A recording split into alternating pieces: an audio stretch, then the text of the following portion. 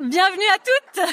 Merci d'être là. Au nom de nous trois, vraiment, je vous remercie pour votre présence, pour votre temps.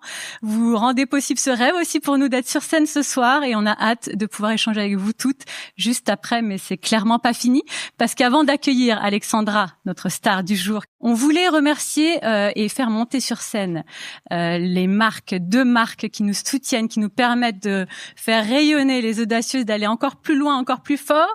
J'appelle Gaëlle de l'Espine, DG Melvita, marque de cosmétiques. En fait, quand on choisit des partenaires, on est très attaché aussi aux personnes qui travaillent derrière ces marques. C'est vraiment un plaisir de t'avoir avec nous ce soir. Tu es la DG Melvita, Melvita qui est une marque connue pour nous toutes. Par contre, est-ce que vous avez testé les produits? Pas encore peut-être, donc on y remédie dès ce soir. Et puis surtout, vous ne connaissez pas Gaëlle et l'ADN de marque. Et c'est là que j'ai envie de te demander de te présenter et peut-être de nous partager ta vision de la beauté et de l'audace. Volontiers, merci de nous accueillir en tout cas. Donc moi, je m'appelle Gaëlle, je suis mariée avec Pierre-Yves depuis 16 ans et on est parents de 3 enfants. On a tous les 2 des jobs assez prenant et on adore ça. Et donc du coup, effectivement, je suis DG de Melvita, une marque de cosmétiques qui appartient au groupe L'Occitane. Et donc du coup, j'ai commencé ce job il y a 1 an et demi. Et en fait, quand je suis arrivée, je venais pas du tout de ce monde-là. Et j'ai découvert un monde où il y avait plein de marques, il y avait plein de produits, une surenchère de promesses, de claims, etc. Et dans un monde où quand même la charge mentale, avec 3 enfants, des jobs tous les 2, je vivais ça comme une injonction. C'est-à-dire que les filles dans l'équipe me disaient, mais comment ça, Gaëlle, tu ne fais pas tous les soirs ton double nettoyage? Non. Et donc, du coup, c'est là-dessus ma vision de la beauté, c'est que je pense qu'il faut rester simple dans la beauté, efficace parce que c'est ce qu'on cherche dans les cosmétiques, mais en même temps une dimension de plaisir. Et c'est ce qu'on fait avec Melvita. Notre positionnement, notre mission, c'est de libérer les femmes de la charge mentale liée à la skincare avec des produits ultra efficaces. À chaque fois, les personnes qui le testent me disent, Gaëlle, ça me transforme la peau. Et la prouesse technologique, c'est d'avoir des produits ultra sensoriels et super clean. Et donc, du coup, bio, etc. Donc, sans ingrédients controversés. Donc, voilà. Est-ce qu'il y a un moment marquant dans ta carrière de DG que tu pourrais me partager, qui nous éclaire et puis peut-être un moment audacieux? Alors, c'est pas du tout dans ma vie de DG, c'est plus dans ma vie de maman. C'est-à-dire qu'un soir, quand j'ai couché Alma, qui a 6 ans, et elle s'est blottie contre moi, on fait des câlins, elle est encore petite, et elle me dit, maman, tu sens bon, Melvita. Et là, mon cœur a fondu et je me suis dit, c'est ça, avec cette marque, il faut qu'on ait de l'émotion et qu'on reste simple. Donc c'est plus ça. Et après, pour l'audace, donc c'est dans ma vie plutôt de femme, là. Avec mon mari, depuis 3 ans, on fait le choix audacieux tous les vendredis soirs de se faire une soirée en amoureux, rien que nous 2. On se fait des surprises et donc c'est le moment où on se débriefe de la semaine, on décharge et où on a des moments de plaisir ensemble, on communique. Et pour moi, c'est ultra important et j'ai aucune culpabilité par rapport aux enfants. Et c'est notre moment que j'attends depuis le dimanche soir, j'avoue. Donc voilà, donc ma vision de l'audace, c'est de rester simple. Je pense de faire des choix parce qu'on a une vie où on est obligé de faire des choix avec lesquels on est aligné. Et surtout, moi, je pense que c'est surtout être bienveillant à son égard parce que quand on est audacieux, il va y avoir des échecs, des fois où on tombe. Moi, je me dis, je suis pas parfaite et c'est pas grave. Donc voilà. Merci beaucoup Gaëlle. Et pour ma part, j'ai la joie d'accueillir Estelle Basto-Loisan, que je ne vois pas qui est là, qui est directrice des pôles médias, réseaux sociaux, influence et éditrice Big Media chez BPI France, le média des entrepreneurs. Merci beaucoup Estelle d'être parmi nous ce soir. C'est une immense fierté de vous avoir avec nous dans l'aventure depuis 2 ans maintenant. Est-ce que tu peux te présenter? Bien sûr. Tu peux présenter aussi BPI Big France, Media. Exactement. Voilà. J'ai commencé par la partie perso. Donc, je suis Estelle Basto-Loisan. Je suis maman d'un petit garçon de 10 ans, mariée, et j'ai été entrepreneuse. Donc voilà, j'ai eu la petite crise de la trentaine, pas la quarantaine, où j'ai décidé de monter une entreprise qui s'appelait les Jacqueline, qui était des vide dressing en parallèle de mon activité qui était dans les médias. Et donc c'était une expérience incroyable. Et c'est vrai qu'à un moment dans ma vie, j'ai eu besoin un petit peu de sens, de se dire vraiment travailler dans une entreprise plus à mission. Et c'est vrai que chez BPI France, j'ai la chance aujourd'hui d'être éditrice d'un média qui s'appelle Big Media, que je vous invite à suivre sur Instagram. C'était la petite minute pub, qui est un média des entrepreneurs entrepreneurs et qui est vraiment pour inspirer, engager, informer les entrepreneurs, parce que c'est pas évident quand on parle d'entrepreneuriat, parce que vous le disiez très très bien, on a peur de l'échec, on part un peu dans une aventure un peu personnelle et professionnelle, on sait pas où on va, et on entend beaucoup dire qu'il y a beaucoup d'échecs dans l'entrepreneuriat, mais l'audace, le culot d'y aller, il faut y aller quand même. Quand on a ça, on va dans les tripes, et c'est ça qu'on essaie de montrer en tout cas avec Big Media à toutes ces personnes qui souhaitent entreprendre. Donc on fait beaucoup de décryptage, on fait beaucoup de testimoniaux, et surtout ce qu'on veut, c'est donner du plaisir dans l'entrepreneuriat, et c'est ce qu'on essaye de respecter en ligne éditoriale. Donc on est plutôt fiers parce qu'on a une grosse communauté aujourd'hui. On a 110 000 personnes qui nous suivent sur Instagram et environ 400 000 visites par mois sur le site, ce qui est énorme pour un média qui était tout petit il y a à peine 2 ans. Et je fais une petite précision, nous c'est un vrai plaisir de travailler avec vous, parce que quand je vous écoute, j'ai l'impression d'avoir le manifeste de notre ligne édito de Big Media. Donc bravo et pour ce que vous faites, et cette introduction était parfaite. Merci beaucoup Estelle. Il est l'heure désormais d'accueillir Alexandra, fondatrice de Angia. Moi, c'est pas préparé, hein. C'est un peu à la one again, désolée. Ça va être parfait. On aime bien aussi l'authenticité, pas que préparer. Alors ça, c'est vraiment le format signature des Audacieuses. Tous les soirs, sur toutes les éditions, on a reçu une invitée audacieuse. Et donc ce soir, c'est Alexandra.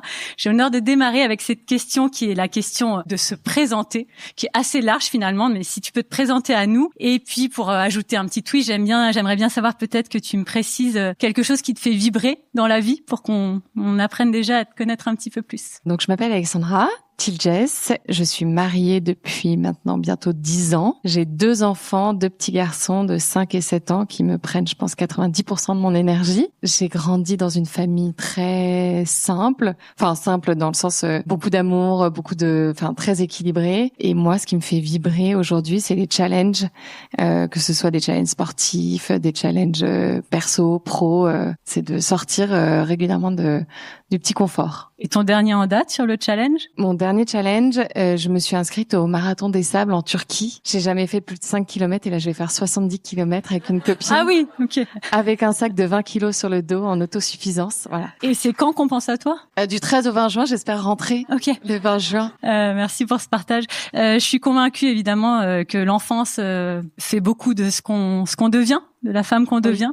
Est-ce que tu peux me dire, tu as précisé là sur une famille aimante en tout cas, mais me préciser voilà dans quel cadre tu as grandi, et peut-être surtout me dire nous partager un souvenir marquant de ton enfance pour qu'on soit un peu avec toi. Alors donc moi j'ai grandi dans une famille avec une mère sculpteur, donc c'était un peu un papillon artiste, et un père banquier, donc très carré, il fallait rentrer dans les codes, donc un peu bipolaire en termes d'éducation. J'ai un frère qui est médecin, qui habite à La Réunion, avec qui je m'entends très bien. On a les mêmes valeurs mais des vies complètement différentes. Et voilà, c'était une famille, voilà, moi j'ai fait une école de commerce, j'ai fait Dauphine, l'IFM, enfin j'ai vraiment comme voulait mon père, je suis rentrée dans les clous.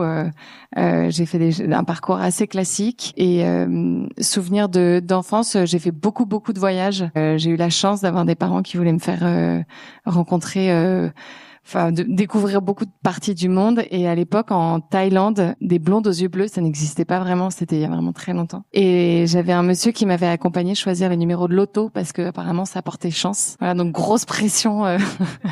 Mais voilà, tout ça pour dire que j'ai eu beaucoup de chance parce que j'ai vraiment beaucoup voyagé, et ça m'a permis d'ouvrir mon cœur et ma vision du monde dès le plus jeune âge. Alexandra, on t'a choisi forcément pour témoigner ce soir pour ton audace. On va en parler aussi avec ta marque Angia, mais j'avais envie de savoir du côté perso, est-ce qu'il y a un moment audacieux de ta vie de femme, de mère, que tu voudrais nous partager ce soir? Je pense que on en reparlera sûrement un peu plus tard, mais je pense que ma plus grosse audace a été d'accepter que j'avais fait une petite dépression après la naissance de mon premier enfant.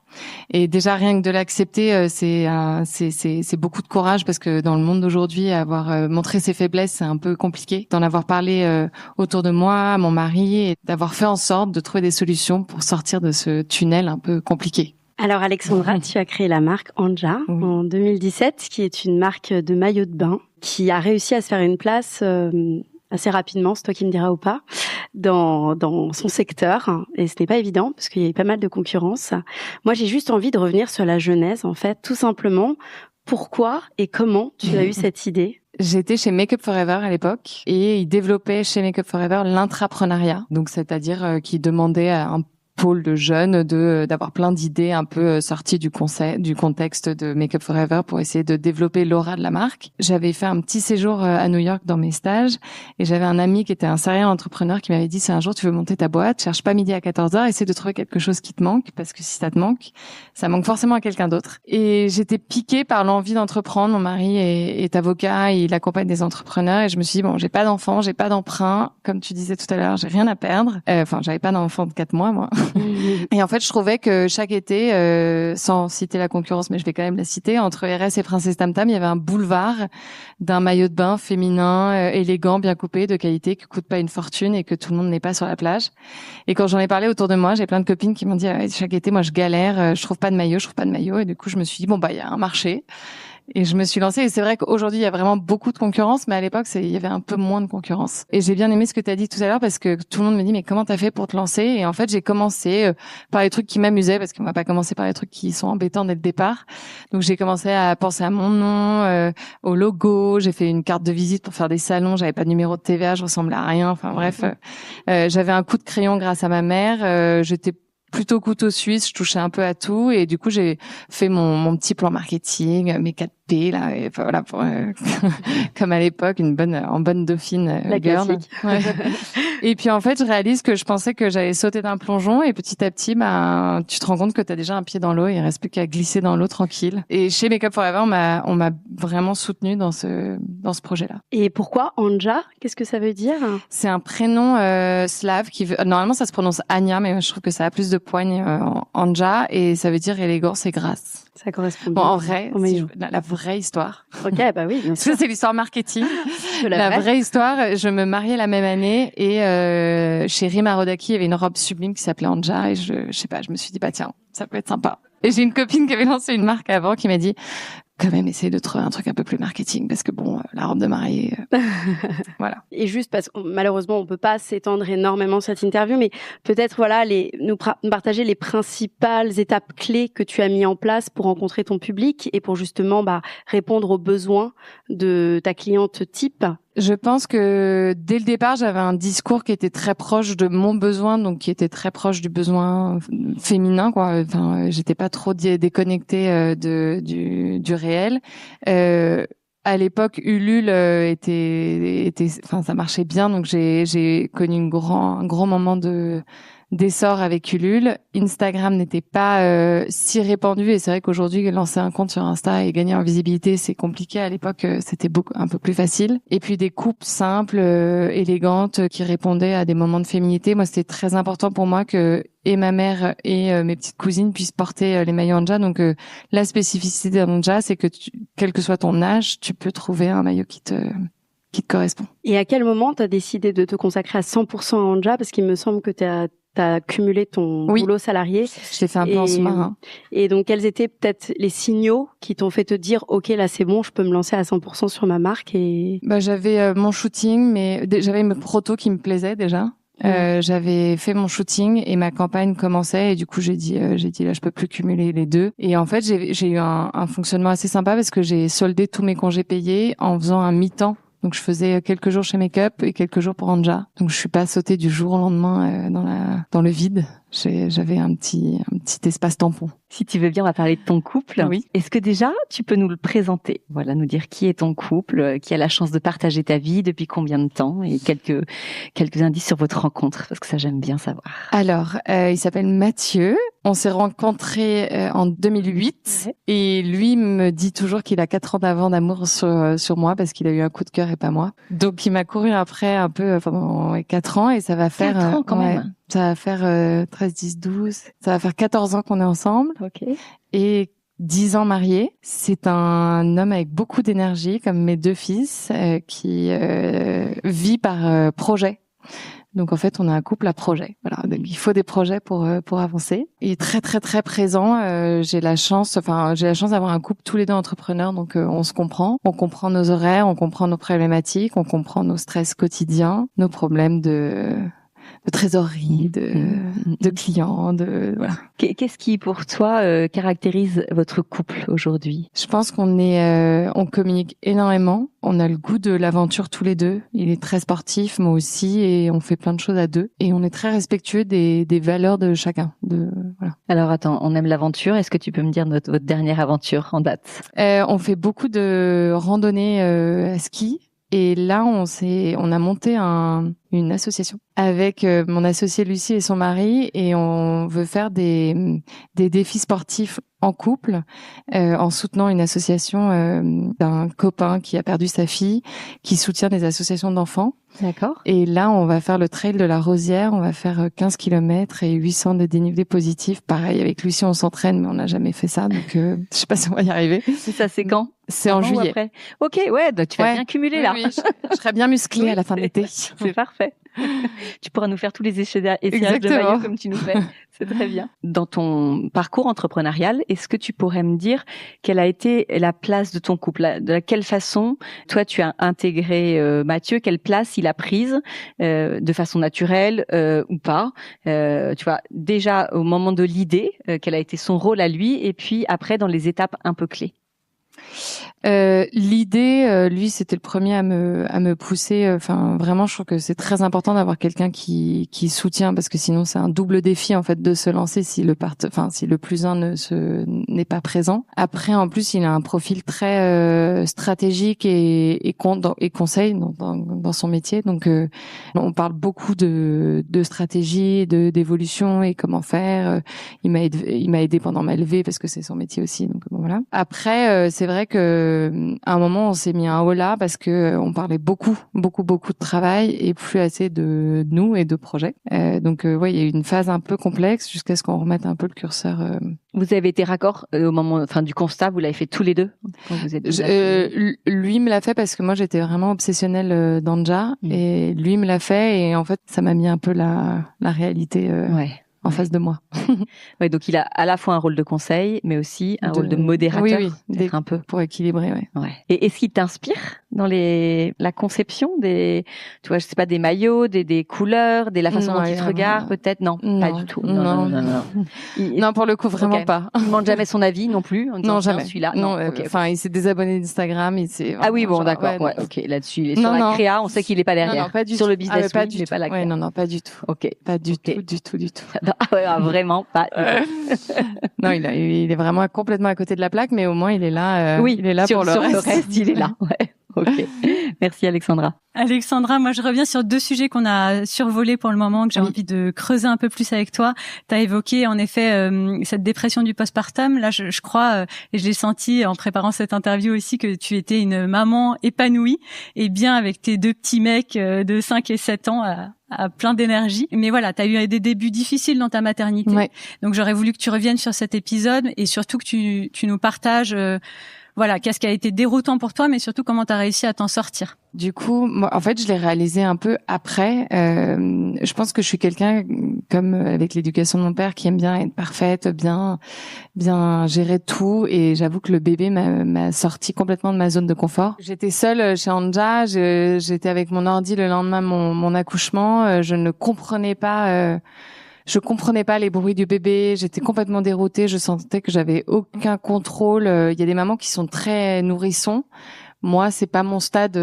J'ai vu une influenceuse, je t'en avais parlé, qui parlait de saisons et qu'il y a des saisons de la maternité qui correspondent plus ou moins au caractère. Et j'avoue que la naissance nourrisson n'est pas une saison qui me correspond. Ça, c'est pour moi, c'est plus angoissant qu'autre chose. Et du coup, cette perte de contrôle, de repères, de couple, parce que j'étais une femme et très couple, m'a complètement déroutée et je pleurais, mais énormément. J'avais pas de problème de prise de mon enfant, d'amour.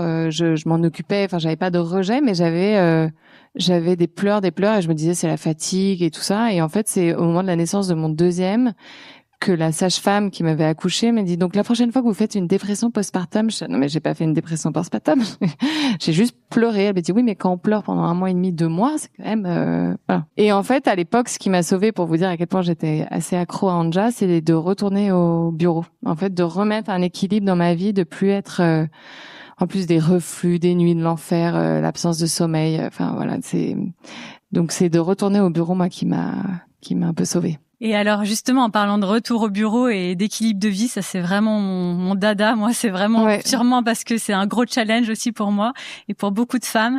Comment tu vis cet équilibre de vie aujourd'hui? Tu expliquais que tu avais une phase obsessionnelle pour Angia et du coup peut-être un curseur à réajuster dans ta vie de couple, mais aussi dans ta vie globale. Qu'est-ce qui a été en effet le signal d'alarme et qu'est-ce que tu as appris de cet avant-après pour l'équilibre de vie? Je pense que entre le signal d'alerte de mon mari et puis j'ai perdu ma mère très rapidement en un mois, ça m'a vraiment remis toutes les pendules à l'heure sur la notion de priorité dans la vie. Et j'avoue qu'en fait, j'ai non seulement remis le curseur sur ma famille, mais je l'ai aussi remis sur moi, à faire du sport 2-3 fois par semaine, à prendre des moments pour moi. Tous les jeudis soirs, moi, c'est les jeudis soirs, moi, c'est mes soirées couple. Donc la nounou, elle est bookée, on rentre pas à la maison, on fait notre soirée, que ce soit des dîners avec des copains, des dîners à deux, ciné, théâtre. Donc c'est tous ces petits moments qui font que j'ai la chance d'être aidée par une nounou extraordinaire qui peut aussi, parce que il y a aussi ça, on va pas l'inventer, d'avoir un mari qui prend le relais sans aucun souci pour que je puisse aller faire du sport parce que lui aussi est addict au sport, donc il est complètement compréhensif. Et voilà, c'est de trouver un équilibre. Je prends du temps pour moi. Du coup, je suis beaucoup plus calme et beaucoup plus douce avec mes enfants et du coup, je suis beaucoup moins stressée au bureau. Mais pour autant, Angia reste Angia avec, j'imagine aussi pas mal d'enjeux, encore plus business aujourd'hui qu'avant. Donc est-ce que ça a juste été un changement d'état d'esprit, finalement? Oui, et je pense que... Parce que la situation est la même. Je veux dire, t'as toujours ta boîte, tu vois. Mais en fait, j'ai beaucoup changé d'état d'esprit depuis le décès de ma mère sur le quotidien, en fait, et je vis au jour le jour. J'essaie d'arrêter d'anticiper le stress et de me retourner le cerveau sur ce qui s'est passé. Je me dis toujours qu'un problème, il y a une solution et que les stress, ça va passer, ça va le faire. Et je suis persuadée que le positif attire le positif. Et je me prends toujours l'exemple de, on est en voiture, on veut éviter un poteau. Si on le regarde, on fonce dedans. Donc, c'est pareil dans le négatif et le positif. Plus on bouffe d'une négative, plus le cerveau, il va orienter vers le massacre. Donc, j'essaie de me réveiller en me faisant une liste des 3 choses pour lesquelles j'ai de la chance, je suis heureuse, et je pousse mon mari à le faire parce qu'en vrai, même tous les plus gros problèmes, on a des enfants en pleine santé, on a un couple qui marche bien, on a un toit sur notre tête, et puis ça suffit. Enfin voilà, j'essaie de calmer le jeu en disant que c'est une boîte et puis on fait tout pour, et puis si un jour ça s'arrête, ça aurait été une expérience extraordinaire. Si ça cartonne, tant mieux. Enfin voilà, j'essaie de relativiser. La sagesse. Merci beaucoup. Presque 10 ans après. Maintenant, aujourd'hui, tu as une associée, Lucie. Tu as une équipe aussi. Tu as vraiment une marque qui tourne. Tu as réussi vraiment à t'implanter dans ton secteur. Tu fais d'ailleurs des collaborations avec des marques prestigieuses comme Maison 123. Vous avez un corner aussi au Bon Marché, si je me trompe pas. J'ai envie de revenir, toi, avec du recul. Tu dirais que tes principaux 3 facteurs clés de succès de marque qui ont conduit aujourd'hui à la réussite que tu connais? Je dirais le premier, c'est le timing. Je suis persuadée que tout arrive pour une raison, et le Bon Marché, il y a bientôt 8 ans, je leur ai dit non. Je leur ai dit non parce que j'avais les Galeries Lafayette en face de moi qui me disaient on vous veut dans 27 magasins en ferme, c'est-à-dire qu'ils achètent la marchandise. Et Bon Marché qui me disait moi je te prends 100 pièces mais en dépôt, tu les récupères à la fin de l'année, je veux l'exclusivité. Et en fait, mon intuition m'a dit accepte les galeries. Je m'en suis mordu les doigts pendant pas mal de temps parce qu'après on a essayé de courir après le BM pour essayer d'y rentrer. Et en fait, toutes les choses se sont alignées. On a fait salon maison et objets et ils sont passés devant le stand. L'acheteuse avait changé. Elle connaissait ma nouvelle associée entre guillemets qui est arrivée en septembre l'année dernière. Trop bien, j'adore Anja, je vous veux. Enfin tout. Et aujourd'hui, on est prête à être au Bon Marché. On a les marges qu'il faut, on a l'équipe qu'il faut, on est solide en termes de logistique, en termes de production. Donc en fait, je suis persuadée que le timing joue dans la réussite. Après, je pense que la transparence et l'authenticité, c'est quelque chose qu'on a avec Lucie. C'est assez naturel chez nous. On est qui on est, ce qu'on montre sur les réseaux sociaux, c'est qui on est vraiment. Et puis, vous n'hésitez pas à vous mettre d'ailleurs en scène, à tester. Non, c'est un peu dur, mais on me force. On croit que c'est naturel, mais pas du tout. Ça semble naturel. Non, mais c'est un exercice qui est pas facile parce qu'en vrai, les prises comme ça, se prendre comme ça, c'est pas un exercice super facile. Mais bon, bref. Et je pense le côté solaire, quels que soient les aléas qui se passent dans le monde économique, politique, on a toujours eu à cœur d'apporter du sourire, du rire, de la bonne humeur et de jamais parler de mauvaises nouvelles. C'est pas notre rôle. Notre rôle, c'est d'apporter un rayon de soleil tous les jours et je pense que ça joue dans l'attachement à la marque aujourd'hui. Et d'ailleurs, en parlant d'aléas, de challenge, j'aime bien aussi qu'on parle des moments où ça va moins bien, parce que c'est la vie d'une boîte, c'est la vie. Donc, si t'en as peut-être un ou deux qui te reviennent à l'esprit et la manière surtout dont vous les avez surmontés. Bon, c'est quasiment quotidien finalement. Enfin, il y a des très hauts et des très bas, même dans une même journée. En tant que production dans le prêt-à-porter, c'est la production. C'est un cauchemar. C'est hyper dur. Les usines savent qu'ils sont rois aujourd'hui parce que ils nous tiennent comme ça. Donc là, on est le 5 mai, il nous manque la moitié de notre production. Donc voilà, il faut faire avec. Et la trésorerie. On a un business qui est hyper saisonnier. Donc les flux de trésorerie, c'est vraiment les montagnes russes, quoi. Donc on gère grâce à des partenaires, grâce à la confiance, en changeant de partenaire, en testant d'autres choses. Mais c'est quotidien, quoi.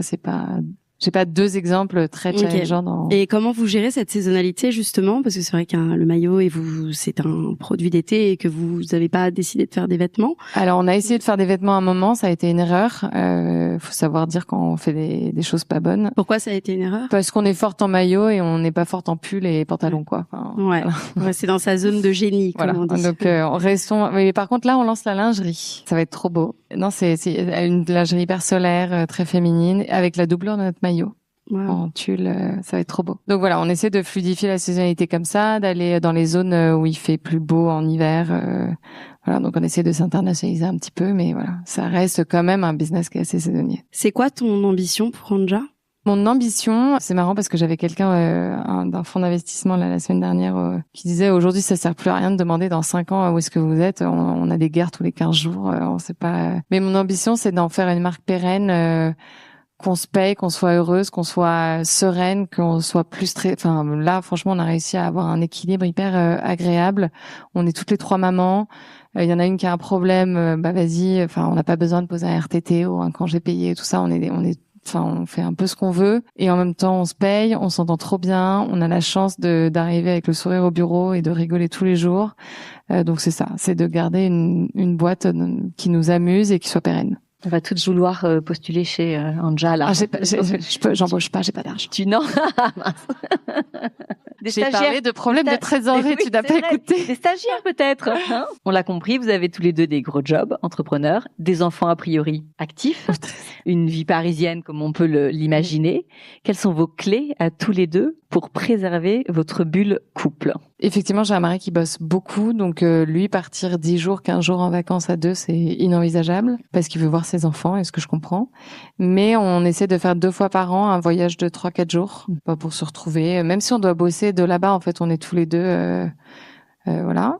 Et puis de comprendre les langages de l'amour de l'un et de l'autre, en fait. Et une fois qu'on a compris ça, en fait, ça va très vite. Parce qu'on s'attend souvent à avoir la même chose qu'on attend. Ouais, on parle son langage de l'amour à l'autre. On parle son propre langage et quand on comprend celui de l'autre, il suffit de pas grand-chose pour que, en fait, ça change toute une dynamique. C'est vrai. Ça fait combien de temps ça que vous avez découvert les langages de l'amour ? Moi, c'était il y a 2-3 ans avec un coach. On avait le même coach et mine de rien, ça nous a pas mal aidé. Ouais, c'est souvent une révélation quand les couples découvrent ça. Ouais. C'est ton langage, c'est très vite. Ouais. Moi, c'est les attentions et le contact physique. Ok. Ouais. Et lui, c'est plus les services rendus, parce qu'il fait beaucoup de choses. J'ai un mari qui est très très présent et qui fait beaucoup de choses. Et je sens que quand moi, tout ce qui est administratif, et quand je sens que je mets un tout petit peu mon nez dedans, ça. Ouais. Et attention aussi. Tu nous as parlé aussi tout à l'heure, et on en avait parlé en préparant, de ces soirées que vous sacralisez. C'est quelque chose que vous avez toujours fait, ça, le jeudi soir, pour vous deux ? Ça fait 2 ans qu'on l'a mis en place. D'accord. Ouais. Et qu'est-ce qui vous a fait, tu vois, moi ça m'intéresse, qu'est-ce qui vous a fait le mettre en place ? À quel moment vous êtes dit, ok, là, enfin peut-être vous êtes dit, on se perd peut-être un peu, on est en déconnexion. Je pense que quand il m'a fait la réflexion c'est trop Anja là, c'est trop, faut qu'on parle d'autre chose. On s'est dit qu'on allait instaurer ça. Et mine de rien, c'est vraiment c'est hyper agréable parce que c'est notre moment. On n'est pas obligé de repasser par la maison dans le tunnel du bain et du dîner que tout le monde connaît. Et en fait, si on veut aller au sport chacun de notre côté avant, et puis on se retrouve comme une date, quoi. Et puis là, je lui fais un anniversaire surprise. Il a eu 40 ans demain, et ça tombe bien parce que comme jeudi, c'est la veille d'un jour férié, je lui dis du coup notre dîner à deux, je le fais mercredi. Je t'invite dans un resto. J'ai trouvé un nouveau resto, et en fait la surprise, elle passe crème. Nickel. Excellent. Quand on a préparé cette interview aussi, tu m'as dit on est un couple très couple. Oui. Ouais. Est-ce que tu peux me dire ce que ça veut dire ça pour toi?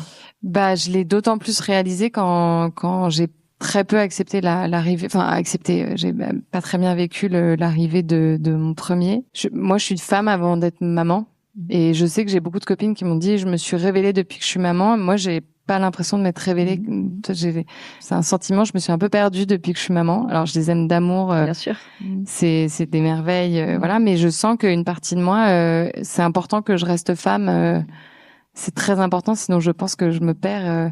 Et je sais que quand les enfants seront partis, on sera un couple très couple parce qu'on a plein de passions ensemble, qu'on va faire 1000 trucs. Et pareil, une partie de mes copines me disent, moi, le jour où mes enfants partent, je ne sais pas ce que je ferai avec mon mari parce qu'on partage pas grand chose à part nos enfants. Et moi, c'est important de le suivre parce que il a plein de passions, d'essayer de le suivre dans certaines de ses passions pour construire ça dès maintenant et continuer après, quoi. Vous avez vraiment une projection de l'avenir à deux qui déjà nourrit votre façon de faire. Ouais. Oh, vous êtes le couple amour toujours parfait là. Ah non, pas du tout. Non, mais pas un couple parfait, je dis pas, mais amour toujours, tu vois, dans la lignée d'amour toujours. Est-ce que tu veux bien, justement, nous on aime bien sur le média, inspirer les amoureux pour qu'ils partent? Tu m'as dit que vous essayez de partir 2 fois par an. Est-ce que tu peux nous donner 2 destinations qui pour toi sont top à faire à deux en amoureux?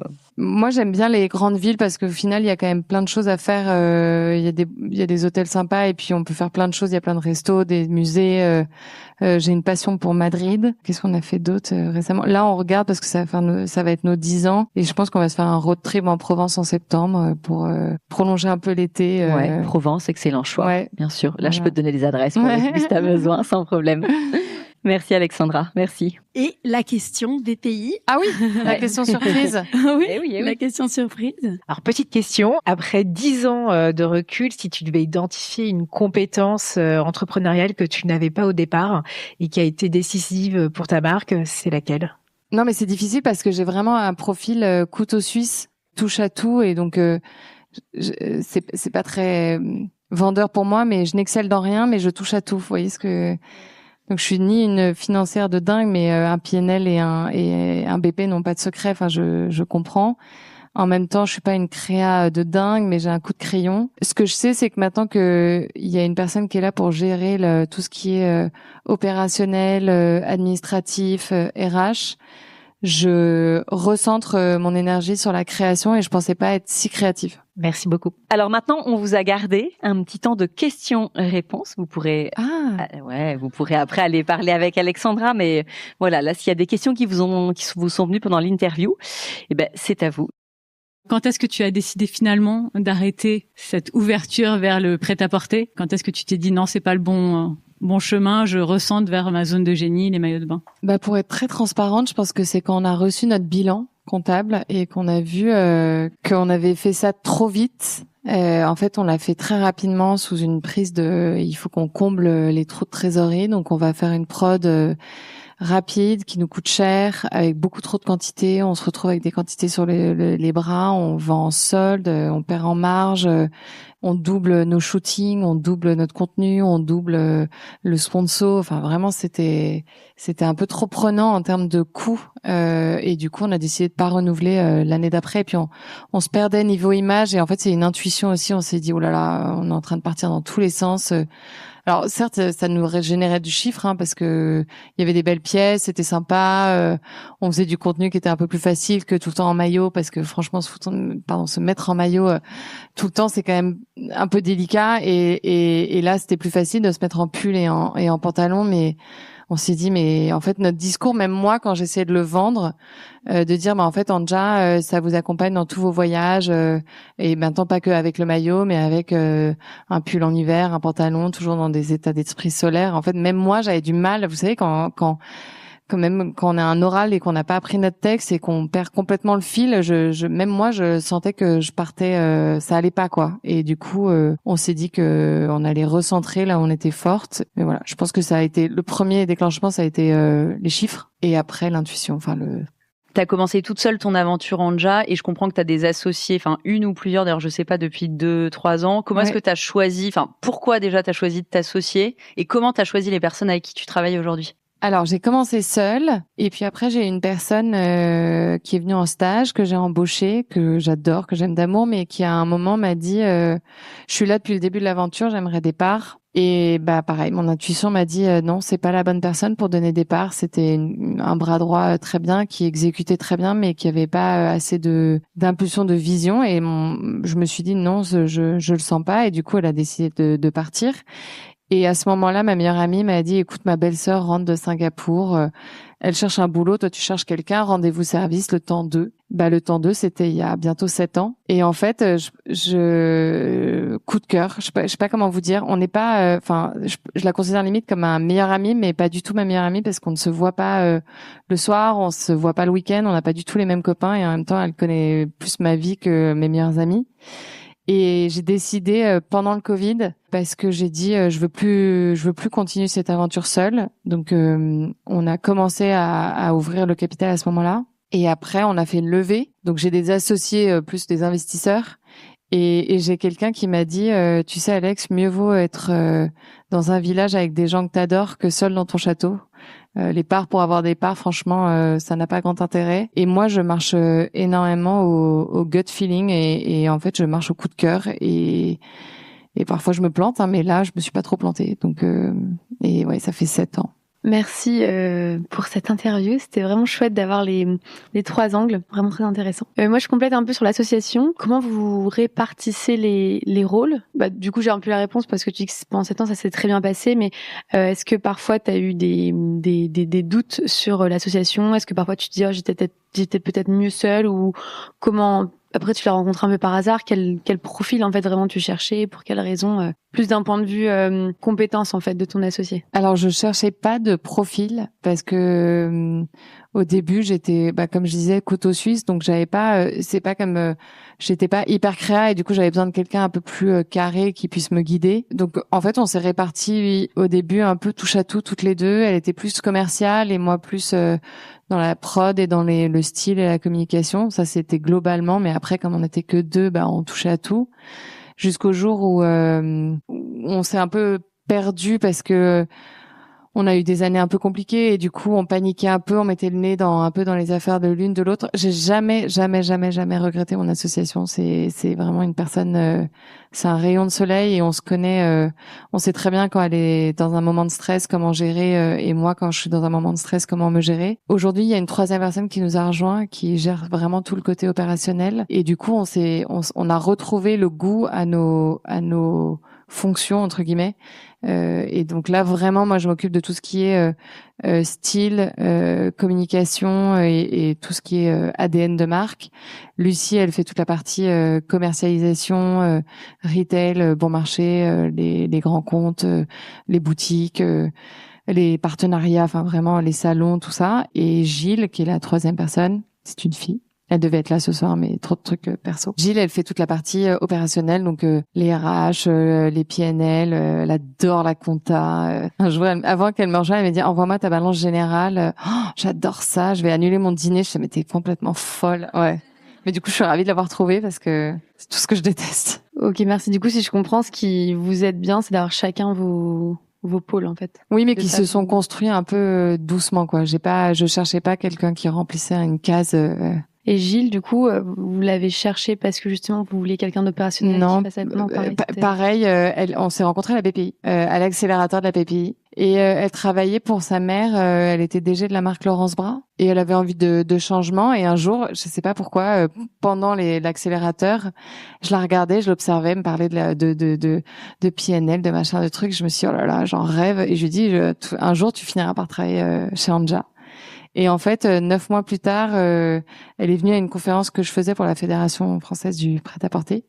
Et elle m'a dit, écoute, je quitte Laurence Bras. Et je dis, viens. Et du coup, elle est venue comme quoi, toute une question de timing. C'est un truc de fou. Bonsoir à Bonsoir. toutes. J'ai une petite question. On a parlé de l'équilibre avec son mari, mais pas avec les enfants. Moi, c'est vrai que j'ai beaucoup tendance à culpabiliser parce qu'il y a beaucoup de choses qui se passent le soir, notamment des événements comme celui-ci ou des rencontres, le fait de pouvoir activer son réseau, etc. Quand on est en phase, justement, en entrepreneuriat, on a besoin de ces moments-là. Comment vous mettez un garde-fou justement pour jouer vous disiez le jeudi ou le vendredi, il y a une soirée en couple, mais comment vous gérez justement de garder des temps privilégiés avec vos enfants et comment ne pas culpabiliser aussi de ne pas être là tout le temps, quoi. Alors, on le faisait pas beaucoup, ce genre d'événement, et on est en train de se dire faut qu'on en fasse plus pour le bien du business, parce que c'est comme ça que ça marche, hein. C'est avec des rencontres, se montrer, rencontrer des gens, parler. Et en fait, ce que nous, on explique à nos enfants, c'est que on est heureux de travailler et que on adore notre travail. Et je me dis qu'ils comprendront un jour. Après, on n'est pas tout le temps absent et on est très, très, très présent le week-end. Nos week-ends, ils sont 100% dédiés aux enfants. Et je pense que ce qu'il faut comprendre au fur et à mesure du temps, c'est que mieux vaut être présent de manière qualitative 2 soirs par semaine que sous pression parce qu'on a envie d'être là, mais on est la tête ailleurs et on aurait préféré être à l'event et du coup on est tendu et il y a les devoirs et il y a le bain et il y a le coucher. Et en fait, je pense que des enfants qui voient des parents heureux dans leur travail, dans leur boulot et qui ont l'image du goût du travail, je pense que c'est un beau cadeau à leur faire sans culpabiliser de pas être tous les soirs là. Après, c'est chacun son ressenti et son équilibre, mais j'avoue que moi je préfère être comme ça. Je préfère avoir des moments à moi pour être une meilleure maman. J'ai une question. Vous avez parlé de créativité. Oui. Je me demande quelle est votre source d'inspiration créative pour tous les années maintenir l'ADN de la marque et en même temps amener des nouveautés à votre client le plus fidèle. En termes de stylisme, moi je m'inspire beaucoup des défilés de mode parce qu'on est très forte en décolleté et du coup je regarde les défilés et je m'inspire des robes, des hauts des défilés. Et après avec mes copines qui me disent tu veux pas faire un maillot un peu comme ça ou un truc comme ça. Voilà, moi je regarde pas trop la concurrence. J'avais mon coach qui m'avait dit la comparaison dans l'entrepreneuriat c'est la mort. Bon, il faut quand même regarder un petit peu ce qui se passe pour pas avoir des œillères, mais c'est vrai que je regarde pas trop ce qui se passe parce que sinon c'est la panique, quoi. Enfin, ça sert à rien de trop s'inspirer de la concurrence. Déjà, en plus, on vous loupe pas s'il y a une bretelle qui ressemble à celle du concurrent. Donc, je joue avec les couleurs et les décolletés. Un grand clap pour remercier de ce témoignage. Merci, merci, merci. Avant de conclure justement avec les partenaires, j'avais juste envie de finir par ces quelques mots. L'audace, on ne la voit pas, on ne la touche pas, mais elle est là, bien présente. Se cachant dans tous nos corps et nos cœurs, à la portée de toutes, c'est toujours l'audace qui nous fait emprunter des chemins de traverse, les mains moites et le cœur battant, qui nous fait gagner, dans le meilleur des cas, apprendre, dans le pire. Mais quel apprentissage! Nous te remercions, chère audace, car sans toi, pas grand-chose ne se passe. Pour les partenaires qui nous accompagnent ce soir, nous sommes immensément heureuses de les compter parmi nous. On a d'abord Martin, nous sommes toutes les trois habillées par Martin, qui propose des tenues élégantes, féminines, intemporelles. On a aussi la Fabrique à sachets, donc toutes ces marques dont on vous parle là se retrouveront dans votre sac avec lequel vous repartez bien sûr chez vous. Donc on a la Fabrique à sachets. Moi, c'est une marque qui me tient à cœur. C'est des sachets avec des graines à planter pour toutes les occasions. Donc moi, personnellement, j'ai connu pour le baptême de mon fils, on avait envoyé un faire-part avec des petites graines à planter. On a aussi Funky, qui revisite les incontournables du petit déjeuner, mais en version sans additifs ni conservateurs. Vous savez que le bien-être et la nutrition me tiennent à cœur. Et on a Season Paper, qui propose de la papeterie, du papier peint et des plaids magnifiques et made in France. On a des partenaires fidèles qui reviennent. Vous trouverez dans votre sac le dernier numéro du Madame Figaro. En sortant, vous pourrez déguster un cocktail Lillet. Et puis, on a un petit nouveau qui nous rejoint, qui est YouNut. Voilà, ce sont des graines un peu revisitées et très saines aussi à manger, puisque nous avons interdiction, évidemment, par Laura, de collaborer avec des marques qui ne seraient pas bonnes pour vous, pour votre santé et votre bien-être. Donc, voilà, merci YouNut. De mon côté, je suis très heureuse de mettre à l'honneur Ilado, Ilado, c'est une marque de rituel pour maman et bébé qui vous offre un parfum tout doux aux notes de caramel, pomme, vanille. Ça va aussi bien pour vous, votre ami ou votre enfant. Et ça s'appelle To the Moon. Alors forcément, j'aime beaucoup. On a également Sauvage. C'est un apéritif sans alcool. Une marque française qui crée des boissons haut de gamme, originales et bonnes pour la santé, évidemment. Bobbi Brown. Ça me tenait très à cœur qu'on soit sur scène, mais apprêté. Je suis consciente que ça participe à la confiance. Donc, maquillage et coiffeur, c'était de mon côté. Et j'étais ravie de le vivre avec vous. Et en plus, ils vous gâtent. Ils vous remettent aussi des jolies choses de maquillage, Bobbi Brown. Côté coiffure, c'était Coiffirst. Je vous invite à les découvrir. Ils ont de nombreux salons à Paris. Madati, c'est une marque de thé créée par Dounia, qui est juste là et qui est une fidèle des audacieuses. Donc, on aime aussi mettre à l'honneur des marques qui se lancent. C'est dans le bien-être digestif. Donc, c'est pour vous faire du bien. Merci, Dounia. Et puis, bien sûr, Melvita, en étant partenaire, vous gâte aussi avec l'or végétal. C'est un sérum pour le corps parfait avant l'été en maillot de bain Angia. D'ailleurs, Angia nous remet aussi un très joli cadeau. C'est un chouchou pour l'été, pour vos chevelures. Merci beaucoup.